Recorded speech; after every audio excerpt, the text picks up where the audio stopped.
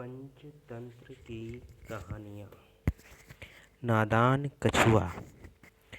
किसी तालाब में कम्बुग्रीव नाम का एक कछुआ रहता था। संकट और विकट नाम के दो हंस उसके मित्र थे। उनमें इतना गहरा प्रेम था कि वे नित्य तालाब के किनारे साथ बैठकर गोष्ठी किया करते थे। इन गोष्ठियों में वे देवर्षियों और महर्षियों की कहानियाँ सुनते सुनाते और फिर शाम को अपने अपने ठिकाने को लौट जाते। कुछ दिनों के बाद एक ऐसा सूखा पड़ा कि वह तालाब भी सूखने लगा। कछुए के दुख से अधिक दुखी होकर हंसों ने कहा, मित्र, यह तालाब तो सूख चला है। अब तो इसमें कीचड़ ही बच रही है। हम तो इस चिंता में घुले जा रहे हैं कि पानी ना होने पर आप जीवित कैसे रहेंगे।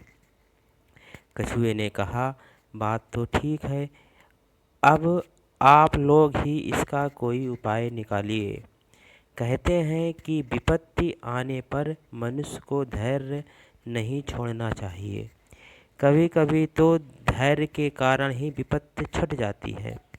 समुद्र के बीच नौका के दुर्घटनाग्रस्त हो जाने के बाद भी उसके सवार समुद्र तक को तैरकर पार करने का प्रयत्न करते हैं। यही बात मनु ने भी कही है कि बुद्धिमान मनुष्य को विपत्ति में पड़े हुए अपने सगे साथियों को बचाने के लिए बराबर जुगत भिड़ाते रहना चाहिए। कभी कभी प्रयत्न मात्र से ही विपत्ति दूर हो जाती है।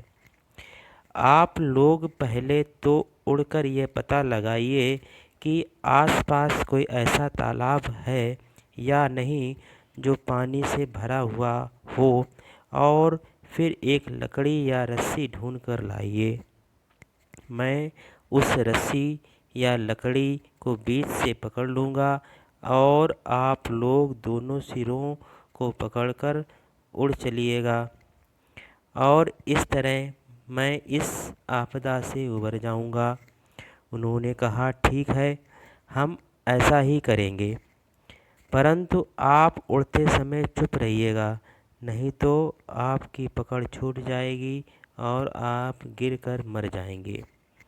फिर यह तय हो जाने पर वे जब कम्बुग्रीव को लेकर उड़े तो रास्ते में कोई सुंदर नगरी पड़ी।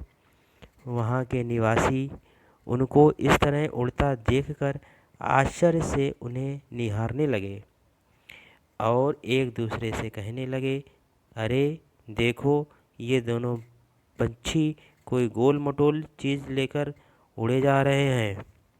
उनके इस कोलाहल को सुनकर कम्बुग्रीव से रहा ना गया। उसने कहना चाहा कि अरे, ये कोलाहल क्यों हो रहा है। इसका मुंह यह कहने के लिए खुला ही था कि वह ऊपर से गिरा और उसकी हड्डी पसली चूर चूर हो गई। इसलिए मैं कह रहा था कि हितैषी मित्रों की बात जो नहीं मानता, उसकी दशा लकड़ी से गिरे कछुए जैसी होती है। कहा गया है, जो आगे का इंतजाम पहले से ही करने लगता है और जो काल करे सो आज कर वाली नीति पर चलता है, वही सुख पाता है। जो सोचता है कि जब पड़ेगी तब देखी जाएगी, वह तड़प तड़प कर जान दे देता है। टिटहरी ने कहा, इशारों में क्यों बात करते हो, खोल कर समझा।